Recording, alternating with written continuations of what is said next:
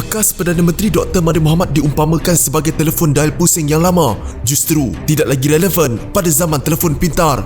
Naib Ketua Pemuda PKR Syed Badli Shah Syed Osman berkata demikian sebagai mengulas serangan Mahathir ke atas Anwar Ibrahim dan menganggapnya sebagai kolot dan layu.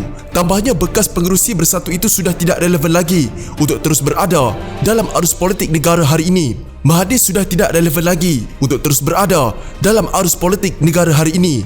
Mahathir ibarat telefon dial pusing yang wujud di zaman telefon pintar. Taktik serangan dengan mengimbas masa lalu dan hanya meletakkan segala kesalahan ke atas Anwar adalah taktik lama yang kolot dan layu. Corak pemikiran politik beliau sudah ketinggalan zaman dan tidak lagi sesuai dipraktikkan, katanya dalam satu kenyataan. Pada 13 November lalu, media melaporkan Mahathir secara terbuka berkata Anwar tidak layak memegang jawatan Perdana Menteri. Dalam wawancara bersama The Malaysian Insight, Mahathir berkata bekas timbalannya itu tidak mampu mengemudi negara jika berlakunya krisis keuangan dengan menyorot krisis ekonomi pada 1997 sebagai contoh. Kita telah uji kebolehan beliau semasa saya jadi Perdana Menteri.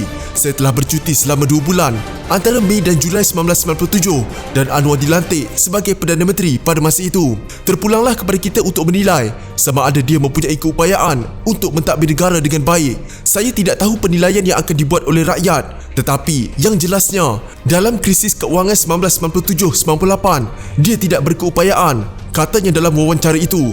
Mahathir juga mendakwa Presiden PKR bersama Pakatan Harapan tidak mampu untuk merampas kembali kerajaan meskipun dia tiada lagi dalam Pakatan Harapan. Syed Badli berkata individu yang masih bergantung harap kepada cara politik diamalkan oleh ahli parlimen Langkawi itu perlu belajar untuk keluar dari kepompong politik sempit.